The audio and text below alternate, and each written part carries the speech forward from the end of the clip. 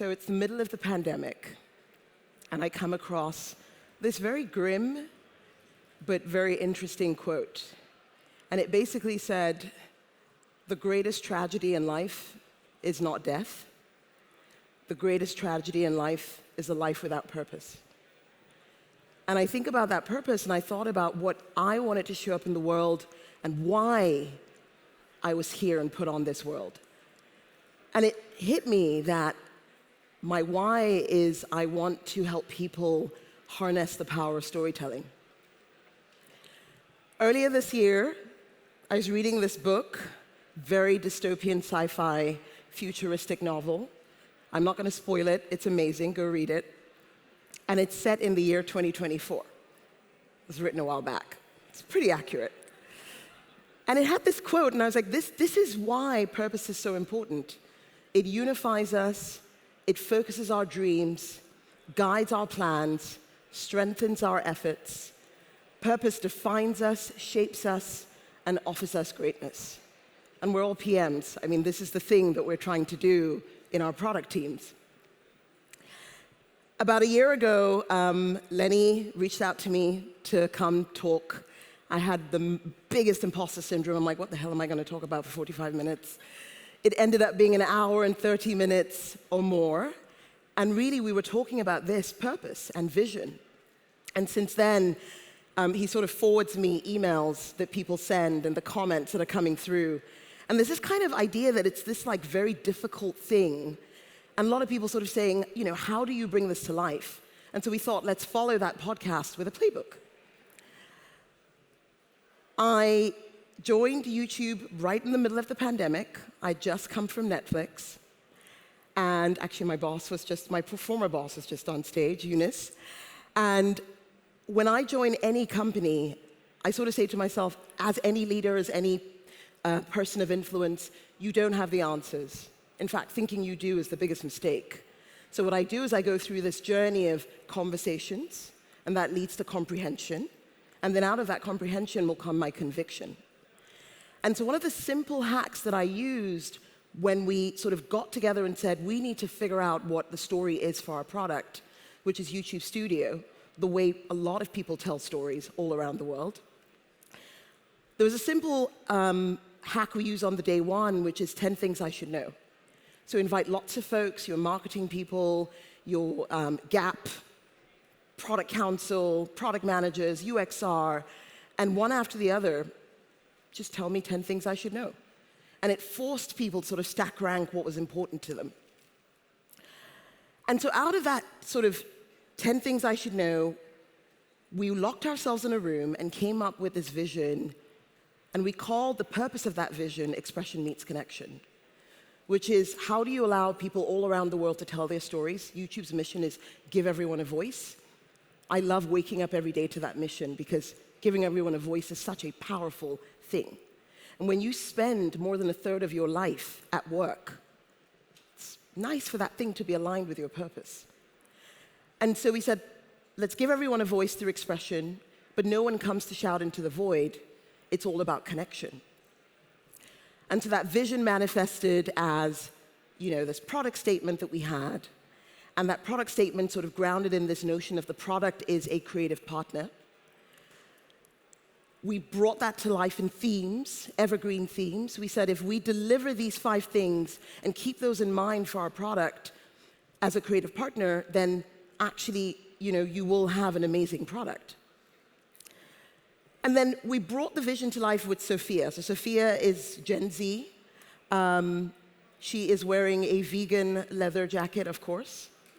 In my day, we called it PVC. And she doesn't think of herself as a creator, right? No one really starts out saying, I'm a creator. But the fun fact is if you ask the average kid today, Gen Alpha, Gen Z, what do you want to be when you grow old? They all say creator. And a couple of years ago, it was YouTuber. So we said, let's ground our story in Sophia and go through her journey. And this sort of manifested as this document. Google has short links, so it was like go/Studio 2026. And it was this 4-year journey of getting to how do we recognize her along the way? how do we make sure that community is key and it's not just a view or a subscriber, there's a human on the other side. And we had 3 strategic pillars. People think strategy is this very hard thing. Strategy is literally saying no to a bunch of things that are great ideas. It's never actually saying no to bad ideas. Like, you already weed those out. And it was, we'll focus first on reaching everybody, helping everyone find their voice. Once we've done that, we'll go into refining your voice. How do you get closer to your story? And then once you've got there and you're succeeding as you found your voice, how do we make sure it's sustainable? How do we make sure you don't burn out? And that was our strategy. There were 4 marquee products. It's a big deck, it was like 42 slides. But there were really these 4 marquee products. And we said, well, if we bring these things to life, they'll be the tentpoles of making Sophia reach that journey. What was interesting was, the moment we put the deck out, everybody was like, oh my God, it's Google. Insert meme here. It's going to take forever. It's never going to come to life. The system will grind you down. And I fundamentally believe in this quote, which is, if no one hates it, no one really loves it. So actually, I look and I provoke for the people who dislike an opinion, because actually that's a beacon of, okay, I've touched something. And I'm very proud to say this year, I've given a lot of talks about vision, but it's the first time I'm actually able to talk about the vision that me and my team came up with at YouTube. All 4 products are now live. And they're on their journey to realizing that sustain your voice for Sophia. But sort of going from that, I want to sort of level set. When we talk about vision, I said earlier, people think it's this sort of ethereal thing. So I believe there are 4 elements of a product vision. The first one is it's imaginative yet realistic. It shouldn't feel like it's completely unattainable, but you feel like it's something that gets you super excited and inspired. It gets the people going. The movie buffs know where that's from. And then it's lofty and constraint-free. The moment you start to think about the technologies of today, or you start to sort of whittle it down to something very simple, you've actually lost the purpose of a lofty vision. And then finally, it's long-term. And that means different things at different levels. At my level, I believe I should be thinking 3, 4, 5 years out. And not just for products, for my own life as well. And so the simple way to sort of think about this is, if the purpose is this thing that drives you and it's the why, if you said, for example, I want to show that I'm capable of surmounting a very difficult challenge, the why, and so therefore I will climb Mount Everest, the mission, and get there alive, great mission. When you get there, the vision at the top, what you see as you describe it, the Himalayas, the clouds, that's the vision. It's really that simple. And so one of the first things I want to sort of demystify is we'll go, oh my God, it takes forever. And I was talking to a PM recently, and he was going on about, oh my God, we're doing all of this stuff, and I'm not as excited. I wish we had a vision. I said, okay, what stopped you from booking out 3 days and going out and creating a vision? And he just stared at me, deer in the headlights. Fun fact, we'll talk about him in a second. He has actually delivered on that vision. You only need 3 days and a bunch of passionate people. And so I'm going to talk about 3 PMs, because when I talk about vision, people think, oh, at this level, I get a lot of pings. I'm in the org, I'm an IC. How do I influence vision? So I'm going to talk about 3 L5 PMs. These are like senior product managers. So L8 at Google is like a GPM, and L3 is straight out of university, so that helps you calibrate. Anne, Katrine, Chris, and Lilon, and elements from the playbook that they use to bring the vision to life for their teams. But a very important tenet is you cannot, and you should not, do this alone. Humans are social beings. We exist in community. And actually, we're stronger, despite what people will say or people think. We're so much stronger when we do things together. So I talk about these 3 PMs, but behind those 3 PMs, or with those 3 PMs, are product teams with UX designers, UXR, engineering leads who were hand in hand with them, bringing these visions to life. So the playbook has 3 parts: empathize, envision, and evangelize. And I sometimes joke that you spend almost half the time coming up with the empathize and envision as you do evangelizing. The most painful thing I've seen is to come up with this great idea and it's stuck in a document. And so we'll go through each of these one by one, the first being empathize. One of the playbooks, when I was at Uber, I was converting from being general manager into a product manager. And Yuki, who was actually on stage, did my conversion interview to being a product manager. And I remember getting on a call with him, and I said, dude, I'm trying to get these people to see this problem. Like, they don't get it. Like, how do I get them to bet on this thing? And he was like, oh, you have to show them the Frankenstein. And that's literally what Lilan did here. And the Frankenstein is this sort of image that shows the badness. So you've got this screen. This is what YouTube Studio used to look like for content. It was very VOD. We call it VOD, even though vertical videos are also VOD. But you would come on, and it was just videos and live. And then we added podcasts. And then we added playlists, and then we added posts, and then we added all these things, and lots more badges, and it just became very difficult for users to actually navigate the experience. Also, if you were a creator that used vertical video, you would open that screen and it would be blank because it defaults to the VOD experience. So she showed that badness, and then here you have Anne-Catherine. The main app is the YouTube app you watch your videos on. And what she did was she basically just showed this really messy IA, information architecture. And you got it. You're like, OK, we need to fix this. Like, it's all over the map. The second thing in sort of empathizing is like grounding all of the sort of work you've done understanding the problem into a single big data headline. And it's hard. It's not going to be easy. But if I bumped into you in the lift, when I was at Uber, I had a headline which was 10% of rides or eats or experiences on Uber fail because of a payment issue. When you're an $80 billion company, you're like, oh, wow. And so what is that one big data headline? It takes some time to find it. But in Anne-Catherine's case, she had this headline, which was, last year, 42% of creators were in the main app. They never downloaded YouTube Studio. This year, 60% are in the main app, and that number keeps growing. And everyone got that. So we set out on this goal to sort of meet creators where they were. And then the final here is Chris. He had this sort of what's out there. One of my favorite interview questions is to ask, tell me about a product that you recently discovered that you were super passionate about. You say, I work for Google, but it's an instant fail. You say Google Maps or Gmail or Facebook. It just tells me you're not curious, and you're not really keeping a pulse of what's going on out there. And I really love going into Product Hunt and just seeing what's new and what's fresh. And the reason is humans don't exist in a vacuum. So what Chris did, they spent like a massive chunk of their first day just tearing down lots of apps that have nothing to do with YouTube Studio, but had something interesting that they could draw from. So you've got the empathize part. You now understand, you've brought this vision, the problem to life, and you understand what the user problem is. The next part is this envision and making sure that you make it a little bit more visceral. So I love this quote because I go to the gym. Today was leg day. I went to the gym, and I've been sort of wobbling the whole day.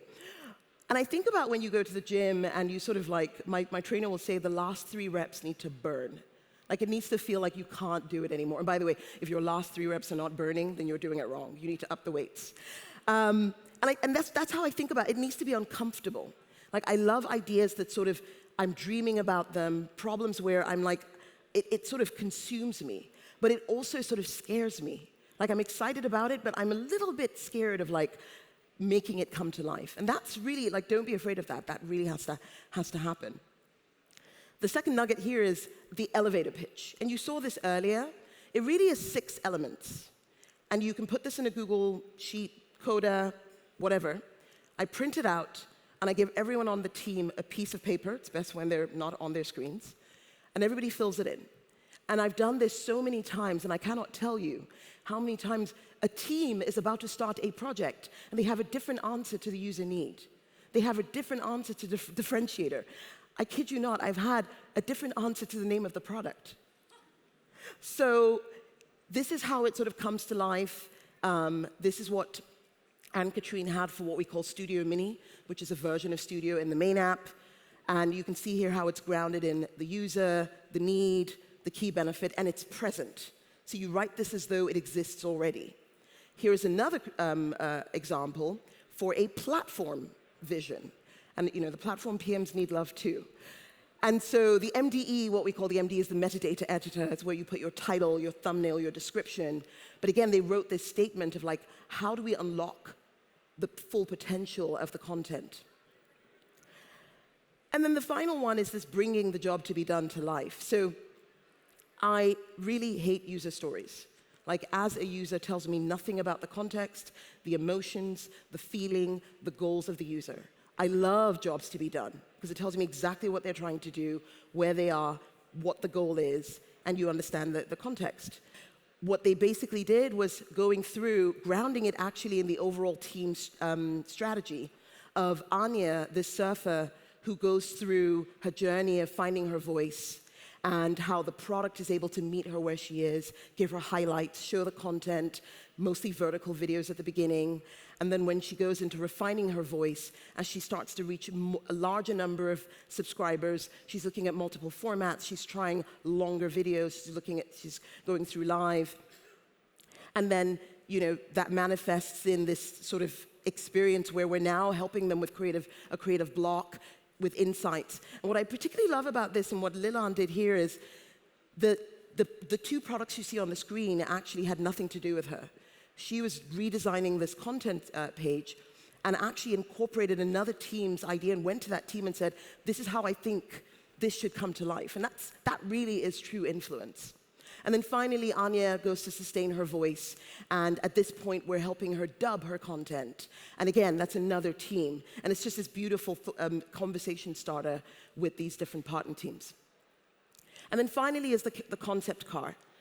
The concept car, if you've ever looked at like a Mercedes concept car, or if you're into cars, or any of these sort of concept vehicles, it's really the full car. It's not just the steering wheel or the engine. It's the full thing.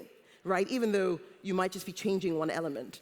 And so, this example here is really the team hooked up the entire app, and it was this complete prototype with a short link that teams could go play with. And it was in all their newsletters, and it just brought it to life. You can use it for research as well. And it's a little bit different from a prototype. So it's not just one screen that we're testing, it's the entire experience with notifications and an onboarding flow, et cetera.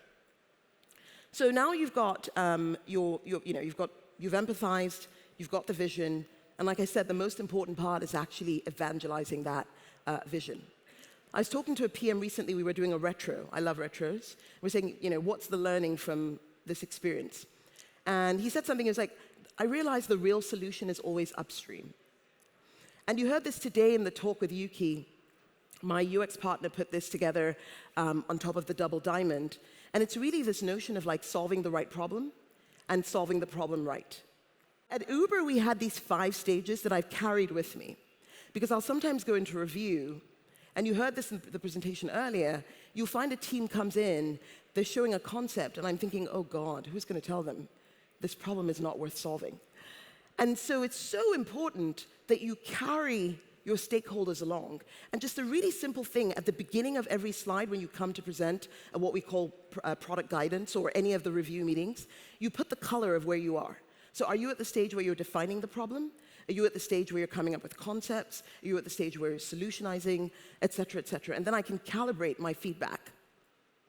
And then once you've got that and you've got the vision, you can also roadshow. And again, there are these 3 concentric circles. You first tell the team and get all the feedback from your team. Then you go to the stakeholders who are going to help you bring this thing to life. And then you go to leadership, and you have this sort of connected story. And like I said, people may not love it. That's okay, because if nobody hates it, then nobody truly loves it. And once you've got all that, one of the most important things is the moment you have that green light to go forth and bring your vision to life, the mistake I see people make is that the thing that they came up with, they spend like 9 months trying to get the first thing out the door, instead of breaking it into chunks, right? And so, for example, Lilan, she was going to design this content hub, and she said, I'm just going to fix the search component and make it multi-format. And that will show me the direction of where we're going. And as soon as you start having those quick wins, you start to build equity and trust to finish the vision. As you go through all of this, you just have to remember that the vision might be this lofty thing, and you can be very stubborn about it. But actually what comes to life will be a lot of flexibility and details. And I love this quote that really captures that. A couple of years ago, my team at Uber put together a vision. And they had this story using the bring the job to be done to life, where Dev had gone through his day, woken up, had his morning coffee, and ordered Uber through an Alexa. There was no partnership with Amazon. It was completely make-believe. The whole idea was, would we have a payments experience that would support that? A couple of years later, last year actually, I'm no longer at the company, I saw this announcement. And I thought, holy cow, wow. It is so powerful to imagine something in your head and to bring it to life and convince people and then put it in the hands of users. And like I said, we had these 4 marquee products. They're now all live in the hands of customers. It's the beginning of a journey. And sometimes it's a long journey. It took 13 months from the vision that Lillian had for the Content Hub to get the first version of the product out to life. It took 18 months because we had to hook up a bunch of things to get the idea of moments and bringing that to life. But this is one I'm very proud of. It took Chris 71 days from the exec review to launching a GenAI product that gave creators ideas and inspiration for their next video.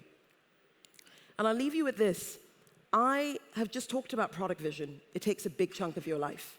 But I actually bring this into my life vision. And I say to myself, life is short. But for every second that I'm on this planet, I want to make sure that it was completely aligned with my purpose. And I did my absolute best to put a dent in the universe. Otherwise, what's the point of being here? And so I'm going to leave you with that. I want you to go back and think not just about your products, but the vision for your life, the why of why you are here. Because when we walk in our purpose, everything feels aligned. Thank you.